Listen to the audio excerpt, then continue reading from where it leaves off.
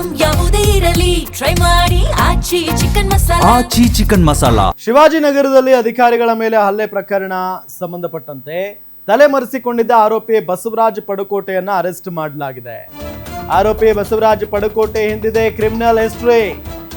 ನಮ್ಮ ಕರ್ನಾಟಕ ಸೇನೆಯ ರಾಜ್ಯಾಧ್ಯಕ್ಷ ಈ ಬಸವರಾಜ್ ಸಂಘಟನೆ ಹೆಸರಲ್ಲಿ ಹೋರಾಟ ಮಾಡ್ತಾ ಇದ್ದ, ಗಲಾಟೆಗಳನ್ನ ಮಾಡ್ತಾ ಇದ್ದ.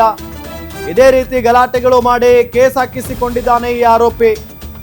ಈತನ ಮೇಲೆ ನಗರದ ಹಲವು ಠಾಣೆಗಳಲ್ಲಿ ಕ್ರಿಮಿನಲ್ ಕೇಸ್ಗಳಿದಾವೆ. ಶಿವಾಜಿನಗರ ಬಸ್ ನಿಲ್ದಾಣ ಸೇರಿದಂತೆ ಹಲವೆಡೆ ಹಫ್ತಾ ವಸೂಲಿ ಮಾಡ್ತಾನೆ ಈತ. ಫುಟ್ಪಾತ್ ಮೇಲಿನ ಅಂಗಡಿ ಮಾಲೀಕರಿಂದ ಹಫ್ತಾ ವಸೂಲಿ ಮಾಡ್ತಾ ಇದ್ದ. ಪ್ರತಿದಿನ 200 ರೂಪಾಯಿಯಂತೆ ವಸೂಲಿ ಮಾಡ್ತಾ ಇದ್ದ ಈ ಬಸವರಾಜ್ ಪಡುಕೋಟೆ. ಫುಟ್ಪಾತ್ ತೆರವಾದ್ರೆ ಬರೋ ಹಣ ತಪ್ಪಿ ಹೋಗುತ್ತೆ ಅಂತ ಹಲ್ಲೆಯನ್ನ ಮಾಡಿರೋದು. ಇದಕ್ಕಾಗಿ ಪೂರ್ವ ನಿಯೋಜಿತವಾಗಿ ಈ ಬಸವರಾಜ್ ರೆಡಿ ಆಗಿದ್ದ. ಮೊದಲು ಕರವೇ ನಾರಾಯಣಗೌಡ ಬಣದಲ್ಲಿ ಈತ ಗುರುತಿಸಿಕೊಂಡಿದ್ದ.